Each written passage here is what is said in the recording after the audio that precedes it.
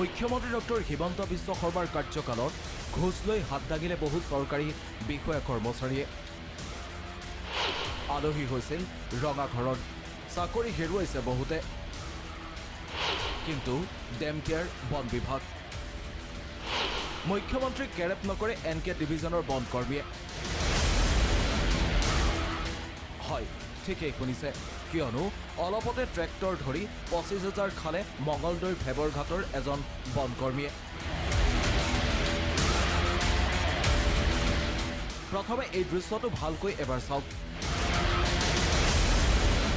এজন ব্যক্তিয়ে এনেদৰে টকা হিচাপত ব্যস্ত। টকাৰ ওপৰত চকু থকা মঙলদৈ ভেবৰঘাটৰ বন কৰ্মীজনে টকাৰ লোভত পাহৰিয়ে পেলালে যে তাৰ কুকৰ্মৰ তথ্য কেমেৰাত আবদ্ধ হৈ আছে। ধনৰ খক থকা এইগৰাকী বন কৰ্মীৰ এয়াই প্ৰথম ঘটনা নহয়। পূৰ্বেও বহু বাহনৰ গৰাকীক হাৰাশাস্তি কৰি ধন লোৱাৰ অভিযোগ। বাহনৰ নথি পত্ৰ ঠিকে থাকিলেও ভাবুকি প্ৰজাদৰে সংগ্ৰহ কৰি আহিছে ধন। মঙলদৈ ভেবৰঘাটৰ বন কৰ্মীৰ এনে কাৰ্যত ট্ৰেক্টৰৰ গৰাকীয়ে সামাজিক মাধ্যমত বিট অফিচাৰ ঘনশ্যাম দাসৰ বিৰুদ্ধে এনেদৰে উজাৰিছিল ক্ষোভ।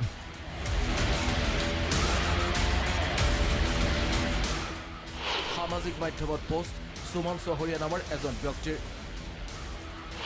25,000 টকা সংগ্ৰহ কৰিছিল অবৈধভাৱে।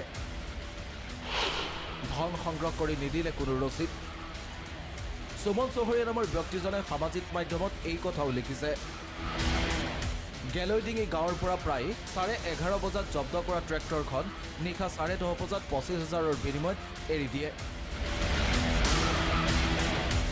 মঙলদৈ ভেবৰঘাটৰ বন কৰ্মীৰ এনে কাৰ্যৰ বাবে এজাহাৰ দাখিল কৰিছিল আৰক্ষীক।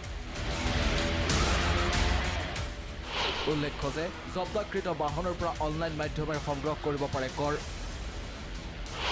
বাধা আছে নগদ লেনদেনত, কিন্তু টকাৰ খকত সকলো পাহৰিলে মঙলদৈ বিট অফিচাৰে। বন বিষয়া ঘনশ্যাম দাসে জব্দকৃত ট্ৰেক্টৰৰ গৰাকীৰ পৰা সংগ্ৰহ কৰা 25,000 টকা হজম কৰিবলৈ লওঁতে ডিঙিত কাঁইতে বিন্ধিলে। ভুক্তভোগীৰ এজাহাৰৰ পাছতে ঘটনাক অন্য ৰূপ দিবলৈ যৎপৰোনাৰ্থীৰ চেষ্টা চলালে। ঘোষৰ 25,000 টকাক বৈধতা প্ৰদান কৰিবলৈ পেনাল্টিৰ ৰূপ দিয়া হ'ল। পিছে আৰক্ষীৰ তদন্তত সকলো তথ্য আহিল পোহৰলৈ। আমাৰ হাতত থকা শেহতীয়া খবৰ অনুসৰি এজাহাৰৰ পাছতেই বন বিষয়াই আৰক্ষীৰ হাতত গতাই দিছিল সংগ্ৰহ কৰা ধন। আৰক্ষীয়ে বুজা পৰা কৰি সেই ধন উভতাই দিছে ভুক্তভোগীক। ইয়াৰ উপৰিও পূৰ্বৰ পৰাই গুৱাহাটীত কৰ্মৰত অৱস্থাত বন কৰ্মী ঘনশ্যাম দাসৰ বিৰুদ্ধে আছিল বহু অভিযোগ, কিন্তু বিতৰ্কিত দাসৰ বিৰুদ্ধে কেতিয়াও কোনো ব্যৱস্থা গ্ৰহণ কৰা নাছিল ৰাজ্যৰ বন বিভাগে। শেহতীয়াকৈ এনেদৰে টকা সংগ্ৰহ কৰা কাৰ্যক লৈ ঘনশ্যাম দাসৰ ওপৰত কি ব্যৱস্থা গ্ৰহণ কৰিব বন বিভাগে? কি স্থিতি হ'ব প্ৰধান মুখ্য বন সংৰক্ষকৰ? কি ব্যৱস্থা গ্ৰহণ কৰিব হফে? সেয়া এই মুহূৰ্তৰ এক গুৰুত্বপূৰ্ণ প্ৰশ্ন। ব্যুৰ' ৰিপৰ্ট, প্ৰথম খবৰ।